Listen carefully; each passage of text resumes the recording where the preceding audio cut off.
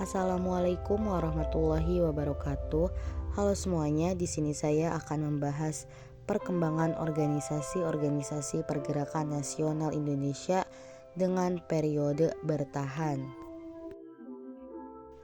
Organisasi-organisasi masa perjuangan bertahan ini, yang pertama ada organisasi Volksstart, yang kedua ada Petisi Sutarjo, yang ketiga ada Taman Siswa, yang keempat Partai Indonesia Raya atau Parindra, dan juga Gabungan Politik Indonesia atau GAPI. Masa perjuangan bertahan ini dimulai sejak tahun 1930, yang dimana organisasi-organisasi pergerakan Indonesia merubah taktik perjuangannya yang awalnya radikal menjadi kooperatif atau bersedia kerjasama dengan pemerintah Hindia Belanda, dikarenakan tindakan keras yang dilakukan oleh pemerintah Hindia Belanda. Organisasi-organisasi pergerakan Indonesia pada masa itu menggunakan taktik yaitu bekerja sama dengan pemerintah dan menyusup melalui parlemen. Yang pertama ada organisasi Volksstart. Volksstart merupakan sebuah badan lembaga semacam parlemen yang didirikan oleh pemerintah kerajaan Belanda. Badan ini dibentuk sebagai dampak dari berbagai pergerakan nasional yang terjadi sekaligus guna menanggapi perubahan yang mendasari yang terjadi pada dunia pasca Perang Pertama.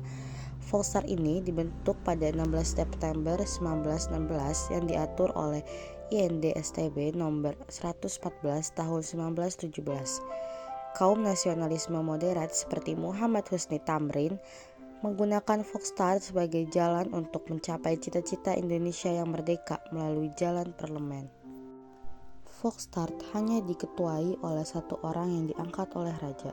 Diketahui struktur keanggotaan Volksstart terdiri atas 55 orang, yang 25 diantaranya merupakan kaum bumi putra. Mengenai tugas Volksstart, Volksstart lebih mengutamakan perannya sebagai dewan penasihat bagi gubernur jenderal daripada menyuarakan kehendak masyarakat, yang mana kinerja Volksstart yang demikian dinilai tidak memuaskan bagi bangsa Indonesia karena jabatan yang hanya terbatas sebagai penasihat dan tidak memiliki hak angkat atau hal yang menentukan anggaran belanja. Anggota Volksstart yang juga aktif dalam perjuangan Indonesia adalah Agus Salim. Organisasi yang kedua ada Petisi Sutarjo. Pada 9 Juli 1936, Sutarjo Kartohadikusumo mengajukan sebuah petisi pada Mahkamah Volksstart. Didasarkan pada pendapat bahwa bagi seorang pamong praja, setiap aksi yang dapat dibenarkan oleh umum apabila didasarkan atas hukum serta atas dasar artikel 1 dalam Grond Wet Net Koning Reject der Nederland yang kemudian dinamakan Petisi Sutarjo.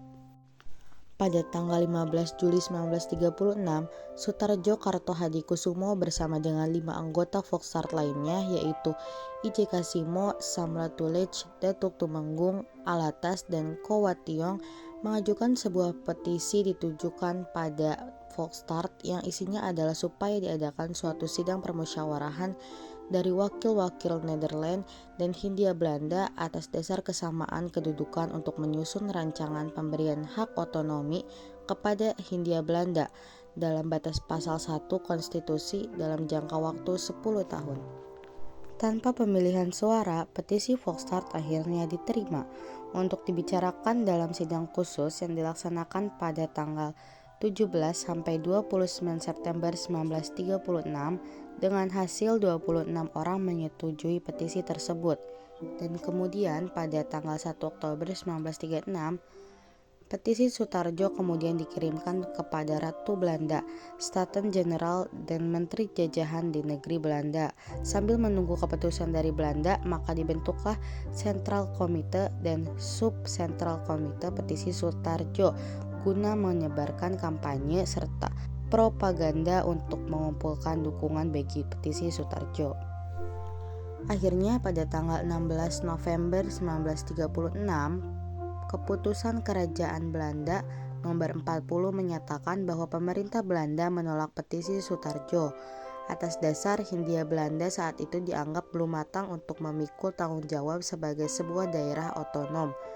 Dan kemudian surat keputusan itu disampaikan dalam sidang Volksstart pada tanggal 29 November 1938. Walau begitu, Penolakan petisi Sutarjo telah menimbulkan pengaruh bagi pergerakan bangsa Indonesia, yaitu semakin bertumbuhnya rasa solidaritas dan persatuan di kalangan kaum pergerakan. Dengan rasa solidaritas serta persatuan yang besar itu akhirnya diwujudkan dengan pembentukan GAPI atau Gabungan Politik Indonesia pada tanggal 21 Mei 1939. Yang ketiga ada Taman Siswa. Taman Siswa adalah nama sekolah yang didirikan oleh Ki Hajar Dewantara pada tanggal 3 Juli tahun 1922 di Yogyakarta. Pada waktu pertama kali didirikannya sekolah Taman Siswa ini diberikan nama National Otherwise Institute Taman Siswa.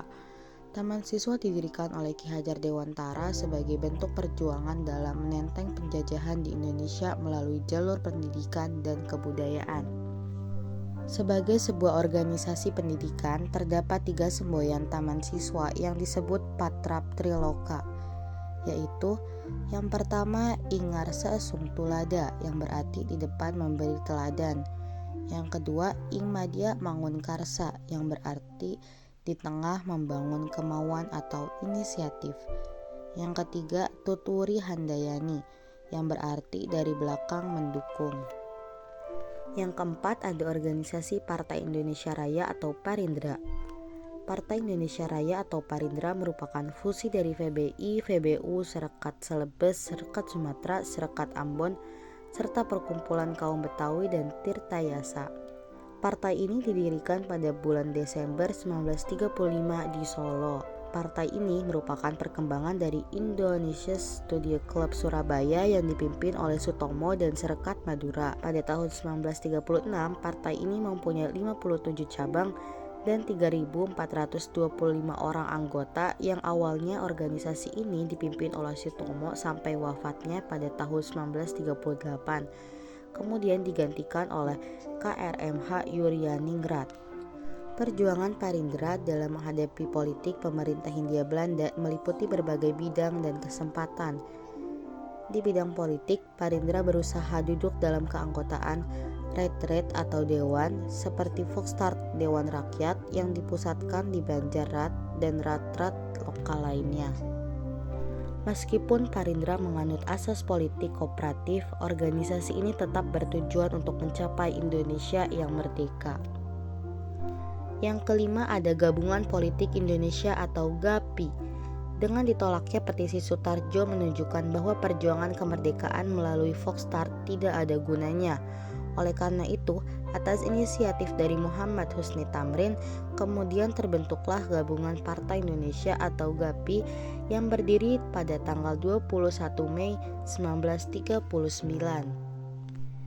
GAPI ini dipimpin oleh beberapa tokoh besar partai politik seperti Muhammad Husni Tamrin, Amir Syarifuddin, dan Abi Kusno Djokrosuyoso.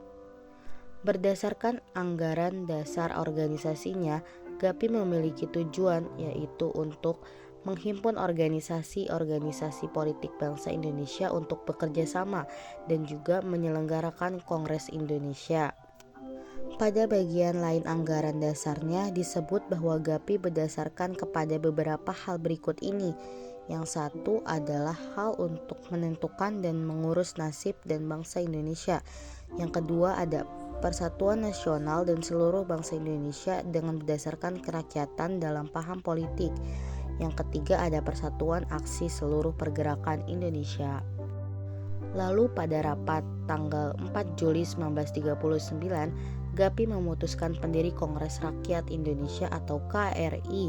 Pembentukan kongres ini merupakan pelaksanaan program GAPI. Di samping itu, GAPI memiliki aksi Indonesia berparlemen sebagai Indonesia jatuh ke tangan Jepang dan tuntutan GAPI belum tercapai. Hanya itu yang dapat saya sampaikan. Kurang lebihnya mohon dimaafkan. Sekian dari saya. Wassalamualaikum warahmatullahi wabarakatuh.